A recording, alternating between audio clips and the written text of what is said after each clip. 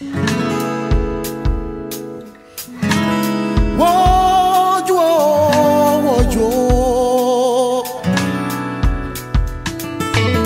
connu Freddy Moulongo, j'étais tout jeune en tant que footballeur.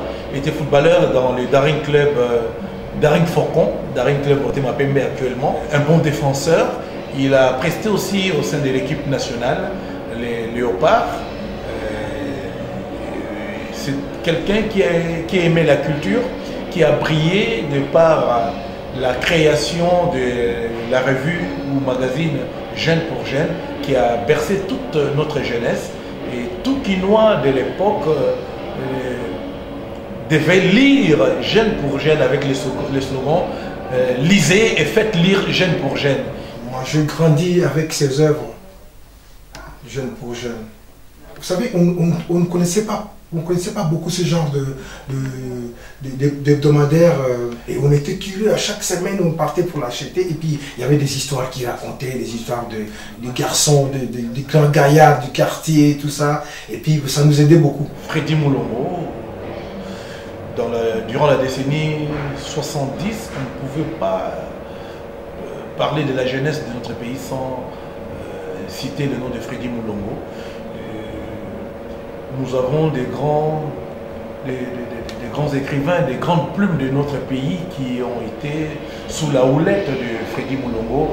Je cite Achille Ngoï, Père Ngoï, qui est un grand de la littérature congolaise, qui est passé par là. C'était quelqu'un de généreux. Il était très généreux et je suppose que c'était un don familial parce que son père, que j'ai eu l'occasion de voir, était pasteur. J'ai eu l'occasion de voir sa mère. Je suis allé voir Astrid, sa soeur. Non. Même Élie, son petit frère, avec lequel je travaillais, non, c'était des gens bons. C'est quelque chose de naturel chez lui. Sa famille, ils ont toujours été des gens très ouverts. Ça je n'oublierai jamais. C'est quelqu'un qui a été au démarrage à la création du groupe musical Baby National. Baby National, groupe qui a vu prester de grands artistes, le monument vivant de la musique congolaise moderne, Danos Kanta Niboma Mwandido. C'est quelqu'un que je connaissais très bien. J'ai chanté avec lui quand j'étais à l'école. C'est lui qui me payait l'école parce qu'il voulait absolument que je fasse la musique avec lui. C'est quelqu'un qui nous a beaucoup aidés, qui a aidé aussi la jeunesse congolaise. C'était un noble de chez nous. Vraiment, je garde beaucoup de souvenirs, de bons souvenirs avec ce monsieur-là. Un grand monsieur, et dans la politique de notre pays, il a aussi joué un rôle capital. Perdre un baobab comme ça, vraiment, on est en train de perdre la bibliothèque de la jeunesse. Ouais. Donc on garde un grand souvenir de ce monsieur. Pour quelqu'un de ma génération, parler de M. Freddy Moulongo, c'est tellement grandissime, c'est grandiose parce que dans l'imaginaire des enfants, nous sommes par rapport à nous, nous sommes vraiment des enfants. Hein. Donc quand on pensait bande dessinée, on voyait Astérix et Obélix, on voyait Spirou, Tintin, tout ça. Mais c'était pour la première fois au Congo où on pouvait vraiment voir la vie du quartier dessinée, exposée. C'est une bande dessinée.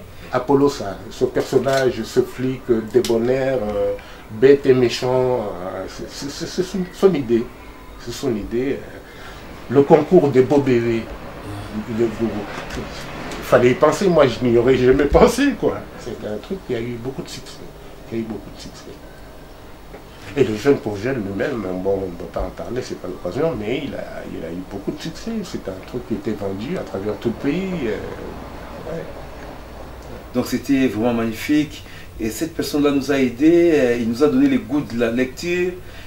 C'est quelqu'un qui a beaucoup fait pour la culture congolaise. Là, je profite en passant pour lui dire vraiment hommage, quoi, pour lui rendre hommage pour ce qu'il a fait pour la jeunesse congolaise. Je profite de cette occasion pour présenter mes sincères condoléances à cette famille qui est touchée. Vraiment, perdre un grand monsieur, un grand monument comme ça, Ça fait beaucoup de peine. Mes condoléances les plus attristées à la famille Freddy Moulongo.